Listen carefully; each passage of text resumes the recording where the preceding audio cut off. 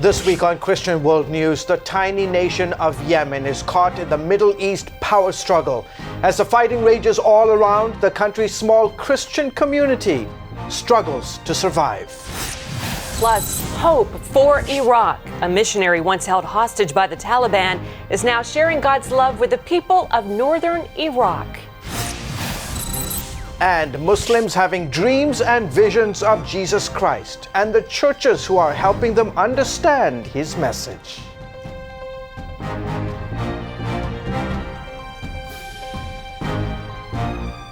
Fighting in a tiny Middle Eastern country puts the spotlight on a persecuted Christian community. Hello, everyone. I'm Wendy Griffith. And I'm George Thomas. An uprising in the nation, the Arab nation of Yemen, could affect the Middle East and the world. Iran is backing the rebels seeking to overthrow the government there. A government, by the way, which has been a key U.S. ally in the war on terror. Yemen is the Arab world's poorest country. Most people there follow Islam. There is a tiny, very tiny Christian community, and they are under constant threat. Life for Christians in Yemen is very hard. For that matter, across the Middle East, there's not a country where Christians are not suffering for their faith. This is our reality. Sam is from Yemen. We've blurred his face, changed his name and his voice to protect his identity. Sam was a Muslim but converted to Christianity. CBN News met him at an undisclosed location off the coast of North Africa. In an exclusive interview, he says if the authorities discovered his real identity, he could be arrested or killed. All Christians in Yemen are from a Muslim background. According to Islamic Sharia law, it is forbidden for Muslims to convert to Christianity. CBN News obtained these exclusive pictures from inside Yemen. Yemen's constitution provides for religious freedom, but Sam says it's a farce. The government says there is religious freedom, but that is not true. Christians are routinely harassed. They face daily struggle and persecution, first from their family members, then from the government. Some 25 million people live in Yemen. The majority follow the Sunni branch of Islam. No one knows for sure how many, but it's estimated there are a few thousand secret Christians. Can you believe in the 21st century it is impossible for any Christian in Yemen to own a Bible? The persecution of Christians is real. Dr. David Curry is with Open Doors, a group that monitors religious freedom around the world. Every year, Open Doors publishes a list of countries where Christians face the most persecution. There aren't a lot of good options right now for Christians in Yemen. It's already 14th on the World Watch List, Open Doors ranking of the most difficult places for Christians. Curry says this latest crisis involving Saudi Arabia and Iran will only make it worse for Christians there. They are caught between the ideologies of Iran and Saudi Arabia, neither of which allow the free expression of Christian faith. The Saudis, with support from these 10 countries, have started bombing Iranian-backed rebels in Yemen. The tension between the two countries has been in the making for years. Saudi Arabia, the leading Sunni power, and Iran, the leading Shia power, are struggling against each other for influence in the Middle East. And now that fight is playing out in the desert sands of Yemen. Yemen has never had a stable government, and this makes it an ideal place for terrorists to breed chaos. Yemen is the second largest country in the Arabian Peninsula. Bordered by Saudi Arabia to the north and the Red Sea to the west, Yemen has become a breeding ground for radical Islam. Several terrorist groups, including Al-Qaeda and ISIS, have found safe haven. It's unfortunate, but they are playing with the souls of people. The simple Yemeni citizen doesn't want these groups with their Islamic agendas to influence the country. What ends up being destroyed is people's lives and businesses. Sam asked the world to pray for his country, especially for the secret believers who are standing in the gap in prayer for their nation. The message of Christ is touching hearts through television, the internet and radio, and people are coming to Christ. This is our hope. And by the way, I spoke to a secret believer inside Yemen just this week, and he told us, please pray for us. While thousands of expatriates are leaving the country, they have chosen to stay and to minister the gospel. So please continue to pray for them. Wendy? All right. Well, Pope Francis is calling on the world to help persecuted Christians. On Easter Sunday, he delivered a somber message and sent his prayers to the families of the victims of that horrible massacre in Kenya by Islamic radicals. In Kenya, Christians prayed and sang at this church in Garissa. And in war-torn Iraq, Christian refugees celebrated Christ's resurrection, one man adding, "We have to be patient and follow Jesus' path." Pope Francis said the world should not look the other way while extremists kill Christians. The Islamic State says it wants $30 million in exchange for hundreds of Christian hostages. Fox News reports ISIS militants are demanding $100,000 for each hostage. The jihadi army captured 300 civilians in attacks on Syrian Christian villages back in February. So far, it has released 23 of them. The Islamic State has targeted Christian areas of Syria, forcing them to convert to Islam and threatening to destroy their churches. Well, Heather Mercer, you might remember her. She was one of several Christian aid workers held hostage by the Taliban back in 2001. She and the others were rescued by American Special Forces during the U.S. invasion of Afghanistan later that year. Today, Mercer is back in the Middle East, serving among the Kurdish people in northern Iraq. This time, it's not the Taliban, but ISIS that is threatening to destroy their way of life. But Mercer is finding a way to help with a new campaign called Hope for Iraq. Heather Mercer is used to serving on the front lines of war. Here she is just 200 feet away from ISIS fighters. You can see their black flag flying over this water hut. She and her staff from Global Hope were there to offer aid, encouragement, and prayers to the Kurdish soldiers fighting ISIS. Sadly, just 3 weeks after this photo was taken, this soldier and 60 others were killed in one of the deadliest battles with ISIS so far, in the exact spot where Mercer had visited. Are you feeling the effects and seeing the effects of ISIS in where you are?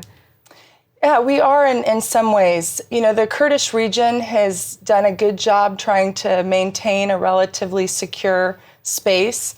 But ISIS is there. We know that ISIS is there. And, you know, we're less than an hour from the front lines. And there's not a Kurdish person, a Kurdish family that hasn't been affected by the conflict. They're sending their troops to the front lines every day.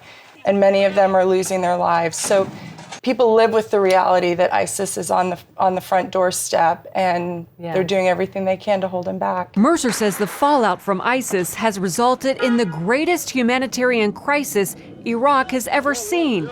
Some 15 million people in Syria and Iraq have been affected. In response to the unprecedented suffering, Mercer recently launched a campaign called Hope for Iraq. People need just basic food, shelter, their daily needs. People need education. Right now we have 500,000 children that are sitting idly in camps because they are not able to go to school. So we need to address education. Mercer says a big focus will be helping support and restore women in crisis. So right now there's over 3,000 women who are being held captive by ISIS, and literally they have no place to turn. So we're focusing on ways to help rescue and restore them. How can people in churches help? I know you're reaching out to churches. Absolutely. Yes, so we're looking for at least 100 churches around the country, and I'm hoping that's an underestimation.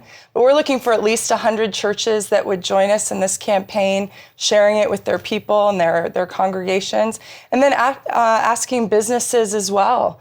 This is a humanitarian crisis, and everybody has a place to play a part.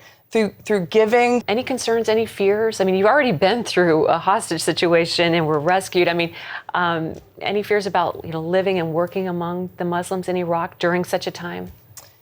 You definitely calculate risk almost on a daily basis. But I find that that's not the question I want to ask. The question I want to ask is, what's God's heart and where would he be? Right. And I believe Jesus is walking the streets of these towns and villages that so desperately need him. And where he is, that's where we want to be. What an inspiration. Loved meeting her and seeing her again, actually. Well, if you'd like to find out more about how your church or your business can get involved with Hope for Iraq or yourself, just please go to cbn.com for a link to the story. Up next, an amazing phenomenon. More and more Muslims coming to Christ through dreams and visions. Hello, I'm Terry Newsom. Did you know there are more than 148 million orphans in the world today? 148 million. But it was 3 little girls that taught me about the plight of orphans. 8 years ago, my husband and I spent nearly a month immersed in the daily activities of a Ukrainian orphanage as we waited to adopt 3 sisters. I saw firsthand the utter loneliness, the pain of rejection, and the overwhelming desire to be loved. That experience changed me forever.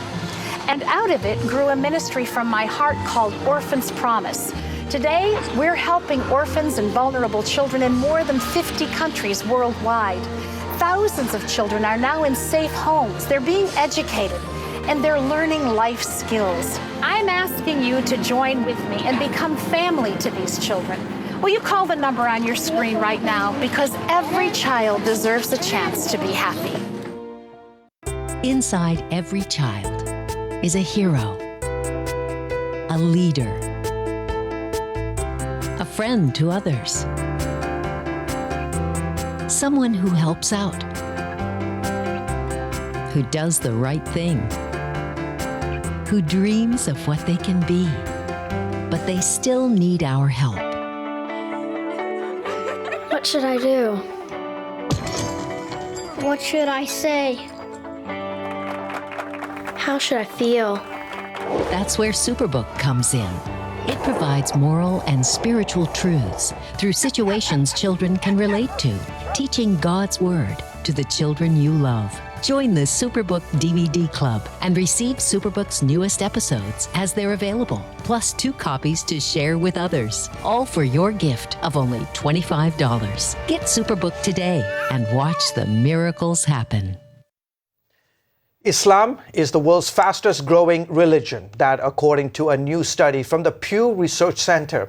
The study says that by 2050, Christianity will still be the world's largest religious group, coming in at 2.9 billion followers, but Islam will grow rapidly to come in at 2.76 billion. That's more than 1 billion members higher than right now. That growth will come mostly because Muslims have more children, and the current Muslim population is younger than the Christian population. Well, dreaming dreams and seeing visions of Jesus, it's happening today, and not just among Christians. Yeah, across the Muslim world, men and women are coming to Christ because Jesus has appeared to them.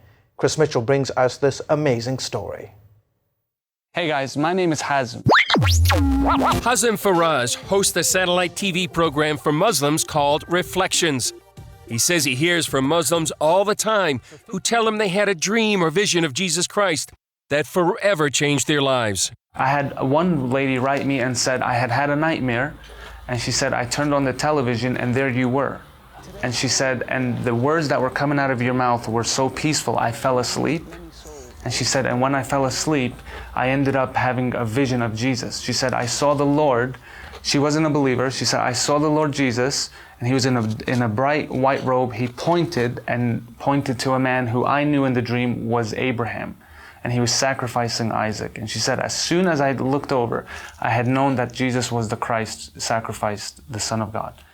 Across the Muslim world, from Indonesia to Morocco, Muslim men and women are turning to faith in Jesus Christ in unprecedented numbers.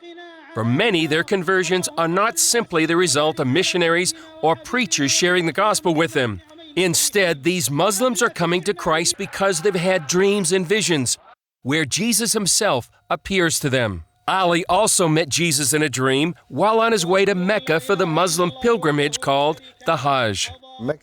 Of course, when I went to Mecca, I was going there in order to pay homage to the Kaaba and to fulfill the requirements in Islam. Ali's experience in Mecca is dramatized in this DVD called More Than Dreams. But that night, I saw Jesus in a dream. First, Jesus touched my forehead with his finger.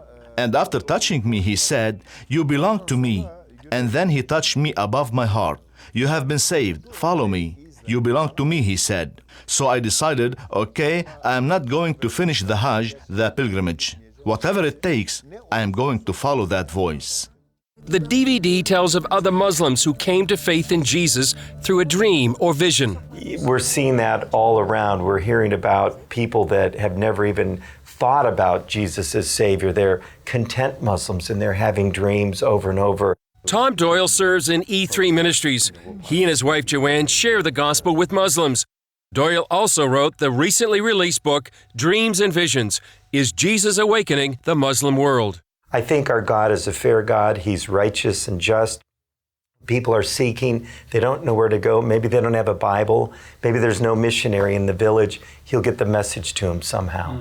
This woman comes from a Central Asian country. Her identity is hidden for security reasons. In the church, if you ask how people came to Christ, 80% will say they saw him in a dream. A Christian friend challenged this woman to ask God to speak to her personally. So I decided to ask him. And so I did. And then the next day, I guess, I saw a dream, and in my dream, I saw Jesus was a bridge. I decided to come to him. Doyle says the dream or vision is usually the start, not the end of a Muslim's conversion. You know, nobody goes to sleep, Chris, a Muslim and wakes up a Christian, but it knocks down the false barriers that are inherent in Islam. A couple of them are that we worship three gods, that the Bible's corrupted. The Doyles say compared to the political storm sweeping the Middle East, this could be seen as a spiritual earthquake. You know what? As things heat up politically and spiritually within Islam, man, the Holy Spirit's moving even more powerfully. This is the time when hearts are open, people are desperate, governments are changing, everybody's foundation has massive cracks in it, and Jesus is the answer that can come in and fill that need. Many veteran missionaries say these dreams and visions, combined with satellite television, are reaching Muslims in unprecedented numbers. They say more Muslims are coming to Jesus Christ than at any other time in the 1,400-year history of Islam. The Doyles say believers in the West can join the spiritual revolution. So yes, I think that, the harvest is plentiful, but the workers are few. And, we are committed, all of us as believers, we've got to reach those with the gospel of Christ. Not everybody's going to go to the Middle East, but they can pray. And no government, no leader can block intercession around the world. That's one thing that can get into any country. So we need to pray as believers that God would continue to just push the gospel out to the ends of the earth. Chris Mitchell, CBN News, Jerusalem. When Christian World News returns, coffee for the kingdom. How American churches are helping Latin American farmers build their communities. Hello? Is this thing on? Hey, kids, do you love games? And do you love discovering things? Well, do ya? Then you're gonna love this. It's the new free Superbook Kids Bible app. You can play games, watch videos, find answers to your questions, and a whole lot more. The new Superbook Kids Bible app. Free downloads available on iTunes and Google Play now. Hello, I'm Terry Mewson. Did you know there are more than 148 million orphans in the world today? 148 million. But it was 3 little girls that taught me about the plight of orphans. 8 years ago, my husband and I spent nearly a month immersed in the daily activities of a Ukrainian orphanage as we waited to adopt 3 sisters. I saw firsthand the utter loneliness, the pain of rejection, and the overwhelming desire to be loved. That experience changed me forever. And out of it grew a ministry from my heart called Orphans Promise. Today, we're helping orphans and vulnerable children in more than 50 countries worldwide. Thousands of children are now in safe homes. They're being educated, and they're learning life skills. I'm asking you to join with me and become family to these children. Will you call the number on your screen right now? Because every child deserves a chance to be happy. Pentecost 2015. From the corners of the earth, believers gather in Jerusalem. Walk where Jesus walked. Pray in Gethsemane. Rejoice at the empty tomb. Don't miss messages from over 100 world-renowned speakers and a score of popular worship artists. For more information and to register for the Empowered 21 Global Congress, go to Jerusalem2015.com. This May, Jerusalem. Welcome back. An uproar over religious freedom here in America put a small-town pizzeria in the spotlight. Memories Pizza in Walkerton, Indiana, had to close down after receiving threats for saying They serve gay customers, but would not cater a same-sex wedding. Supporters put together a website where people could help the owners raise money to stay open. And in an amazing show of support, by the time donations closed Saturday, they had received, get this, well over $800,000. That appears to have also sparked a peak in donations for a Washington state florist who was fined $1,000 for refusing to sell flowers for a gay wedding. Arlene's Flowers has received over $80,000 in donations. Wow. Pretty cool. Well, anyone who has attended church here in America will know that Americans, we love to enjoy a cup of coffee before service, and it has actually become part of the liturgy. It really does seem to be the Christian drug of choice. Well, I shouldn't say the drug of choice. But anyway, now 2 churches here in the U.S. are partnering with farmers in Latin America to market their coffee and help build their communities. David Mims explains. When the devastating earthquake hit Haiti in January 2010, many groups sent relief teams to the area. One such group was the Woodlands Church, located outside Houston, Texas. Port-au-Prince, the capital of Haiti, received much of the relief and most of the news coverage. But the Woodlands missionaries found that villagers in the mountains were also in need of help, and not just hurricane relief. We were there and saw that there was coffee actually lying on the ground, coffee beans lying on the ground, just scattered. And when we asked, tell us about that, what's going on? And they said, well, no one will buy our coffee. We have no one to sell it to. The problem was the remoteness of the village. So these were people who were starving and didn't have enough food or clothing or education for their kids, but yet they had a means there, but no one to buy it.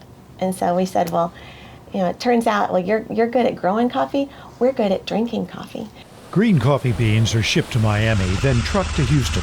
And then volunteers here will roast and package the coffee, and then our congregation buys it up like crazy and drinks it.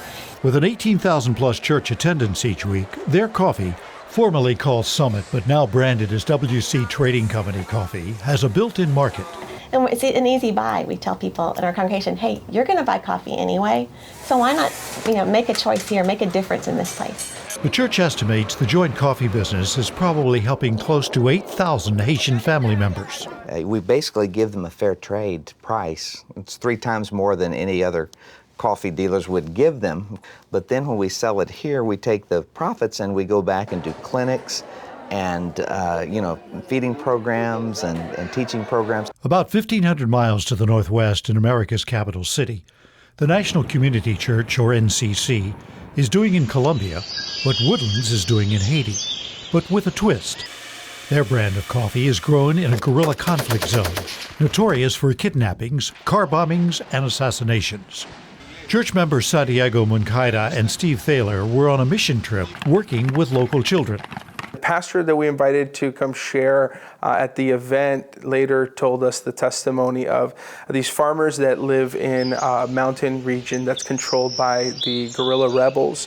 And he explained how after they came to faith, they eradicated their cocaine fields and planted coffee in its place.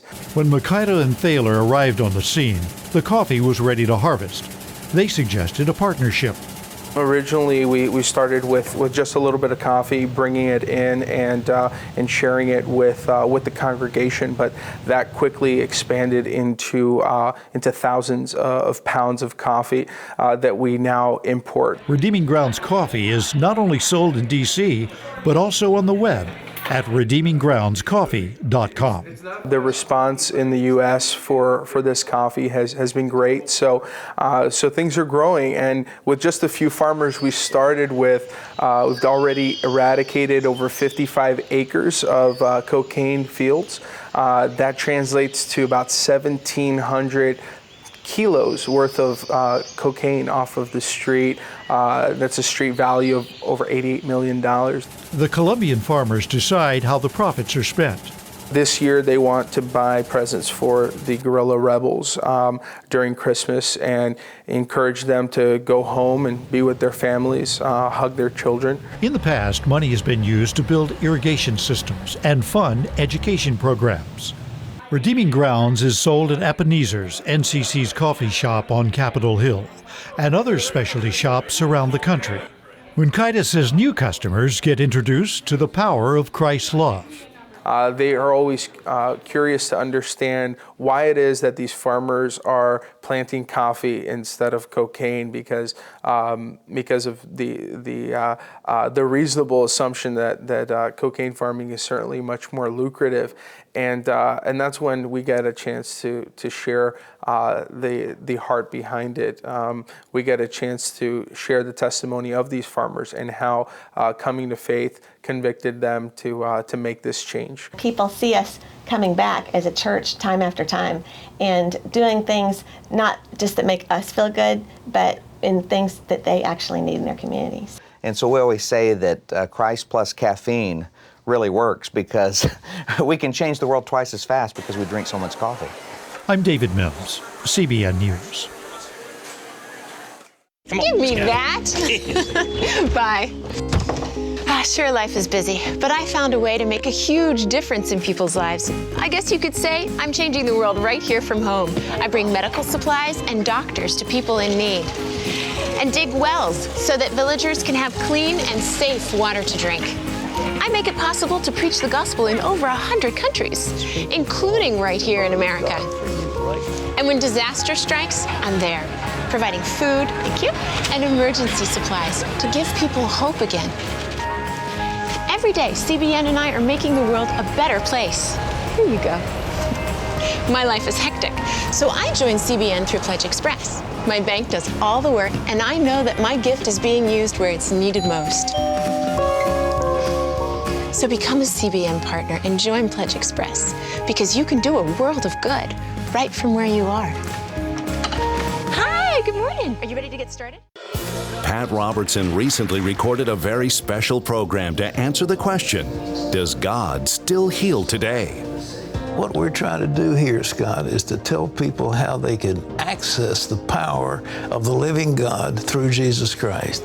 Discover the answers and let your faith be encouraged. And then Jesus spelled out of how we can have healing and how we can have miracles. In Pat Robertson's latest DVD, Be Healed, you'll learn the biblical basis for healing today, how to exchange anxiety and worry for faith and confidence, the way to pray for your healing and healing for those you love. Plus, meet real people who've experienced the miraculous healing power of God. The first thing I did was reached out for a lifesaver, and that was God. You know, you can put your trust in medicine, but the ultimate healing is going to have to be God. Find out the biblical principles that lead to healing in Pat Robertson's latest teaching, Be Healed. Available now. And finally this week, the Reverend Robert Schuller has died at the age of 88 after a battle with cancer. Schuller started preaching in 1955 at a rented drive-in theater, and in 1970 he began a TV ministry called The Hour of Power. In 1980, he built the Crystal Cathedral for his booming ministry, which was sold off after the church filed for bankruptcy in 2010 after Schuller's departure. Schuller's son says his father's ministry saved many lives and led many people to Jesus. Okay, folks, well, that is it for this week's edition of Christian World News. I hope you have been blessed by the program. I really like that coffee story. Yeah, terrific. Well, until next week, goodbye and God bless you.